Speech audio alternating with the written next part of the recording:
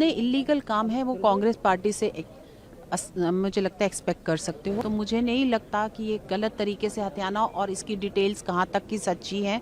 General Naravane की किताब as a former army chief पढ़ने पर उसको एंटी नेशनल एक्ट करार कर दिया है कि जिस तरीके से विपक्ष को भी चुप कराने की कोशिश करते हैं ईडी, सीबीआई, इनकम टैक्स का इस्तेमाल कर, वैसे ही इस बुक की आड़ में इनको चुप कराने का काम ही नहीं हो रहा है। उनको माफी मांगना चाहिए राहुल गांधी जी को।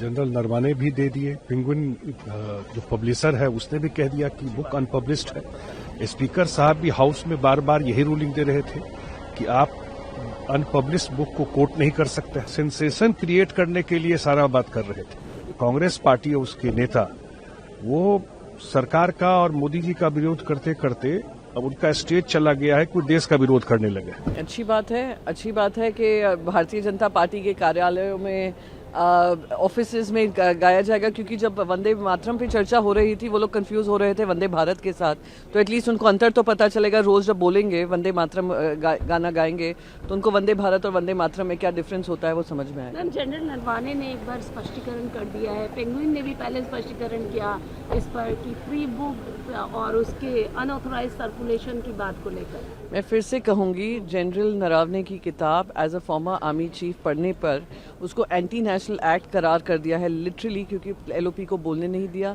फिर उन्हीं की किताब को लेकर एक क्रिमिनल एक्टिविटी समझकर उसको पे एफआईआर दर्ज किया।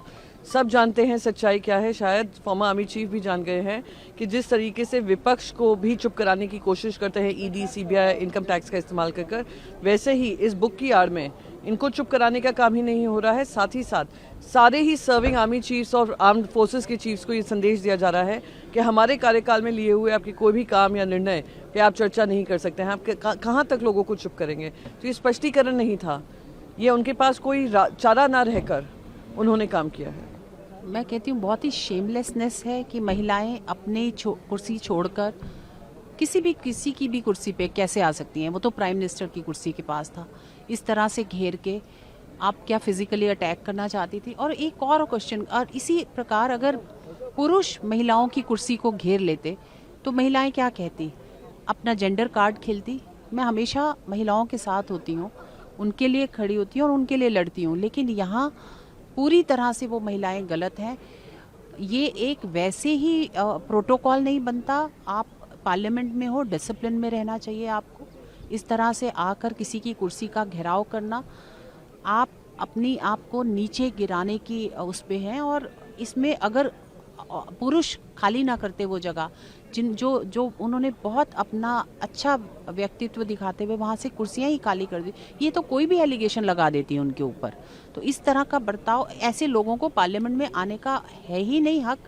और मुझे लगता है अगले इलेक्शन में जनता को इनको सीख देनी चाहिए। वो जो वीडियो उसमें क्लियरली दिख रहा है कि इमरान मसूद किस तरीके से जो महिलाएं हैं उनको कह रहे हैं कि आगे बढ़िए और होर्डिंग पोस्टर लेकर, इसको क्या शो करता है, क्या दर्शाता है? ये दिखाता है कि ये कॉन्स्पिरेसी थी और कॉन्स्पिरेसी एक बड़ी हद तक भी जा सकती थी। स्पीकर ने बिल्कुल ठीक कहा, ऑनरेबल स्पीकर ने जब ये कहा कि ये प्राइम मिनिस्टर पे अटैक करने का एक इरादा था, और शायद ऐसा था और उस वीडियो से साफ झलकता भी है। मैम, जनरल नरवाने ने बहुत ही स्पष्टीकरण किया है, क्योंकि पेंगुइन ने भी बोला कि प्री बुकिंग और अनऑथोराइज्ड तरीके से सर्कुलेशन, ये अनऑथोराइज्ड हुआ है जो भी हुआ है। जनरल नरवाने ने भी, उन्होंने भी इस पर क्लैरिफिकेशन अपना ट्वीट के माध्यम से किया है। कैसे देखती कि राहुल गांधी तो लगातार इसी बात पर अड़े हुए हैं और आज भी वो बजट पर इंटरवीन करने वाला, आपको लगता है कि चल पाएगा या क्या? जितने इलीगल काम है वो कांग्रेस पार्टी से मुझे लगता है एक्सपेक्ट कर सकते हो। और राहुल गांधी ने इलेजिटिमेट तरीके से ये पता नहीं कहाँ से डिटेल्स निकाली उस बुक की, सही है गलत है, इस पे कमेंट करना मुझे नहीं लगता, क्योंकि खुद ही पब्लिशर ने जब कह दिया कि ये पब्लिश ही नहीं हुई। और जब तक बुक पब्लिश ना हो जाए, और पब्लिश तब होती है जब मार्केट में बायर खरीद सके उसे पैसा देकर, और ऐसा अभी तक नहीं हुआ, तो मुझे नहीं लगता कि ये गलत तरीके से हथियाना और इसकी डिटेल्स कहाँ तक की सच्ची हैं। राहुल गांधी हमेशा डिसरप्शन करने का, पार्लियामेंट में ना चलने का कोई बहाना, कांग्रेस फेस सेविंग करती है लेकिन फेस सेव नहीं होता, उससे और काला हो जाता है मुझे लगता है। No, he is saying that it is not officially published. But then how it has come in the weekly? He has to answer. It is already published in the weekly, whether it is with his permission or with the permission of the publisher. That has to be clarified. That weekly is in the public domain. It's a public document. Definitely it can be quoted in the parliament. But that itself also, Rahul Gandhi finally has decided not to quote even that. But even then Rahul Gandhi was not allowed to speak. That is the basic issue, the core issue. So when he is disputing that a matter or an article or a book which has not been published, then how it has come in a weekly, that has to be explained by him, whether it is with his consent or with the consent and concurrence of the publisher. Sir, do you think House will run smoothly? Because Rahul Gandhi today, there's a news that he is going to intervene. We hope that we are cooperating in running the business. Yesterday we have participated in the business, in the budget discussion. Today Rahul Gandhi is also speaking. It depends on the government. Government is actually disrupting the House. Whenever the leader of opposition tries to speak in the House, they are trying to oppose him, they are trying to disturb him, and thereby the House is not running. Yesterday, almost all the opposition leaders have already spoken on the budget. Today also we will participate in the discussion depending on the government to see that whether the House is functioning smoothly. Sir, how do you see Lok Sabha Speaker decision? He said that Mohan Gandhi is not, will not enter House until the no trust motion will not clarify anything. That is normally that is courtesy that can be made. उनको माफ़ी मांगना चाहिए राहुल गांधी जी को कि जब general Naravane भी दे दिए, penguin जो पब्लिशर है उसने भी कह दिया कि बुक अनपब्लिश्ड है। स्पीकर साहब भी हाउस में बार बार यही रूलिंग दे रहे थे कि आप अनपब्लिश्ड बुक को कोट नहीं कर सकते, यही तो वो बोल रहे थे, बार बार वो कोट करना चाह रहे थे। अब तो क्लियर हो गया कि न बुक छपा हुआ है, न ऑनलाइन है, न प्रिंटेड फॉर्म में। तो इसका मतलब ये सेंसेशन क्रिएट करने के लिए सारा बात कर रहे थे।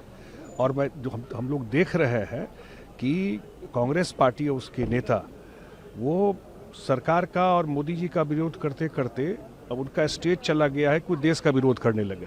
जो नेशनल सिक्योरिटी से जुड़ा हुआ मामला है, जो ऑफिशियल सीक्रेट एक्ट में बात आती है, उसको भी वो पब्लिक करने की कोशिश करता है। लेकिन सर सवाल ये कि आज जिस तरह की खबर आ रही है कि राहुल गांधी इंटरवीन कर सकते हैं बजट पर, लेकिन क्या आपको लगता है एक बार फिर से वही मुद्दा उठाएं? क्योंकि पिछले दिनों भी हमने देखा राष्ट्रपति के धन्यवाद प्रस्ताव पे भी उन्होंने लगातार इसी विषय को उठाया, उसके पहले भी उनको मौका दिया गया। असल में उनके साथ दिक्कत ये हो गया है कि बार बार जो चुनाव हार रहे हैं, ये सही मुद्दा SIR पे बिहार में उठा रहे थे। आप लोगों को ध्यान होगा, पूरा बिहार में SIR के नाम पे घूमे और चुनाव का रिजल्ट क्या हुआ, उनकी पार्टी का क्या हाल हुआ, कहाँ गया उनका पार्टी? दोबारा घूम के बिहार गए देखने के लिए जो क्या है लोग। तो ये असल में दिक्कत इनका ये है कि अब ये लोग उस फ्रेम से नीचे उतर ही नहीं पा रहे। उनको लगता है कि वो कानून नियम सबके ऊपर है, वो जो बोले वही कानून, वो जो कहे वही नियम है। स्पीकर नियम नहीं है, हम जो बोल रहे हैं वही नियम है। उस फ्रेम से नीचे आना ये पच रहा है कि मोदी जी बार बार क्यों जीत रहे, तीसरी बार कैसे प्रधानमंत्री बन गए। यही इशू और क्या इशू?